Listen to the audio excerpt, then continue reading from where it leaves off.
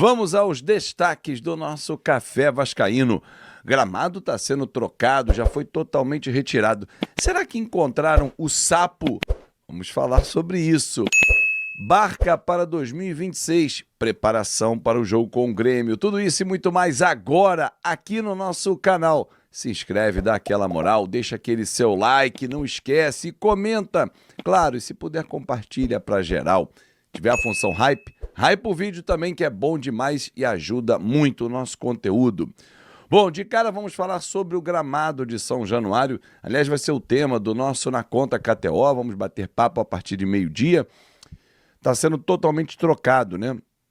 O rolo de gramado começa a chegar hoje ao Vasco da Gama, vindo de Saquarema.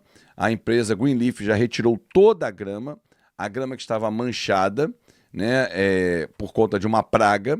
Vale lembrar que o gramado tecnicamente estava bom, né? Visualmente estava ruim, mas tecnicamente estava bom. A jogabilidade não vinha sendo afetada. Mas os rolos de grama chegam hoje a São Januário para que eles sejam plantados e até o dia 28, que é a data da volta do time a São Januário, já esteja tudo pronto para enfrentar o Internacional. Lembrando que essa grama ela pode, depois que começar a reforma em São Januário, ser retirada, levada para os CTs do Vasco da Gama, então nenhum problema.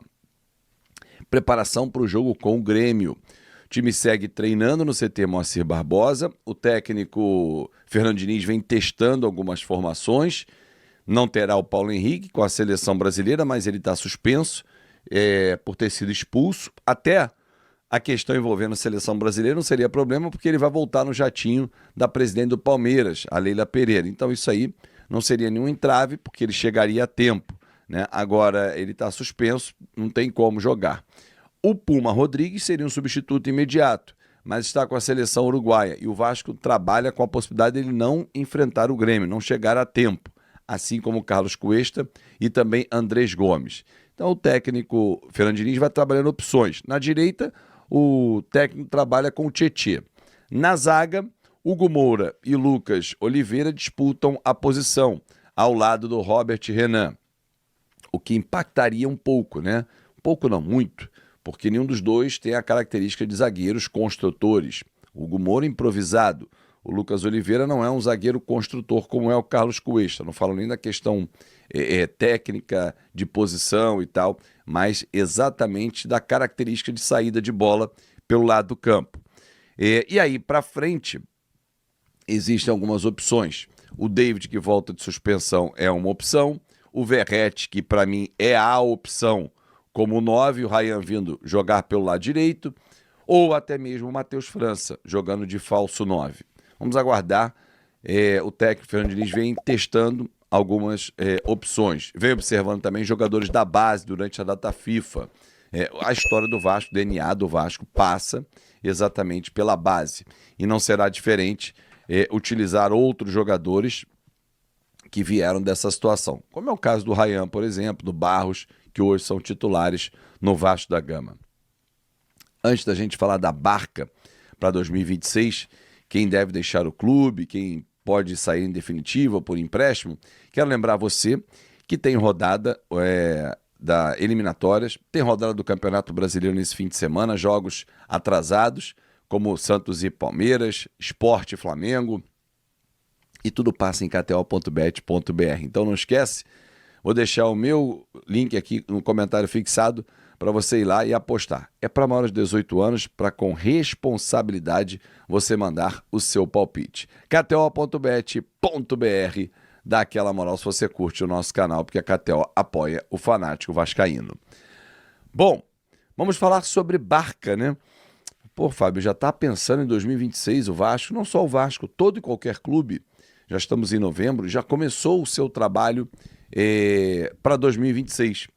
Seja esse trabalho de monitoramento de mercado, algumas negociações já estão sendo abertas, observação de jogadores que podem sair, que podem chegar, isso tudo faz parte.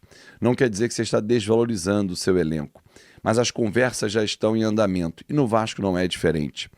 A diretoria, junto com a comissão técnica, vem avaliando o elenco, quem pode deixar o clube, vem entendendo quais são as necessidades, quais são as carências do elenco, para poder ter um elenco mais qualificado no ano que vem. Porém, as chegadas dependem muito do que o Vasco vai fazer na temporada. O Vasco vai jogar a Libertadores, é uma situação.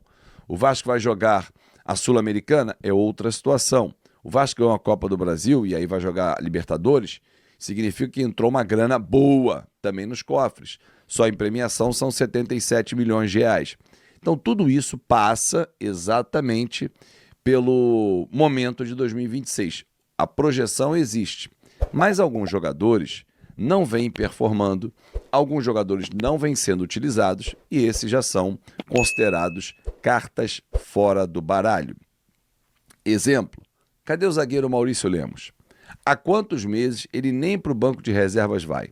Pois é, o contrato dele termina no fim desse ano, existia no contrato dele cláusulas de metas que não foram atingidas, e até por isso o jogador nem ter ficado à disposição no banco, porque uma das metas era o número de jogos, não vem performando, o que para mim foi uma decepção, que eu esperava mais do Maurício Lemos, é um jogador que não fica, então vai embora. Garré, Jean Davi, são jogadores que têm contratos mais longos com o Vasco, mas que também não vêm sendo utilizados.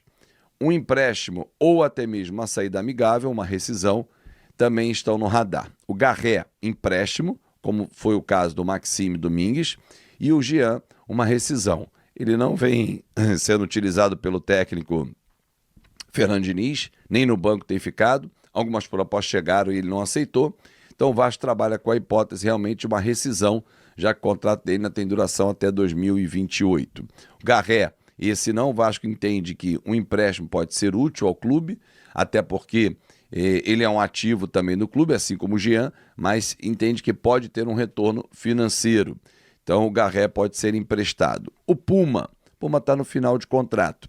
E essa é uma grande incógnita. Ele vem sendo muito utilizado pelo técnico Fernando Diniz, versátil, direita e esquerda.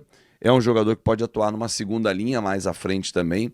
O Vasco entende que a renovação de contrato dele é importante, né? E vai conversar com os representantes dele para poder entender se há a possibilidade dele ficar. Vale lembrar que ele quer jogar uma Copa do Mundo e o Vasco é uma baita vitrine, tanto é que ele tem sido convocado. Para fechar, Paulinho, lamentavelmente, o contrato dele termina no fim desse ano e não vem tendo oportunidades, as poucas que teve não rendeu e é um jogador que não vai ficar no Vasco. Salvo uma reviravolta, final do ano, ele vai embora. Já há sondagens para que ele volte para o Oriente Médio, algumas equipes já o procuraram e realmente, e lamentavelmente, porque eu vi um 2023 muito interessante do Paulinho, ele não fica para a próxima temporada. E aí, torcedor, que tal? Outros jogadores também podem deixar o clube, né? O Lucas Oliveira é um deles, que deve ser emprestado. Então, assim, o Vasco vai aos poucos abrindo espaço para pensar na próxima temporada. Jogadores que estão emprestados estão sendo observados também. O Maxime está emprestado, o Lloyd, mas esses têm contratos maiores. O JP, que está no Avaí, até o final do ano. Vamos ver se voltam ou se tem um novo empréstimo ou o Vasco negocia uma rescisão com eles também. Salve, torcedor do Vasco, seja bem-vindo aí ao Jornal do Vasco, todos os dias conteúdo exclusivo do Vasco.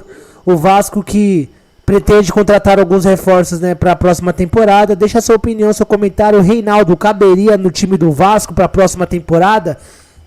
Há informações que o Fernando Diniz gostaria muito de contar com o Reinaldo para a próxima temporada. Você concorda com isso? Deixa a sua opinião, seu comentário. Deus abençoe cada um de vocês. Tamo junto, forte abraço e vamos Vasco!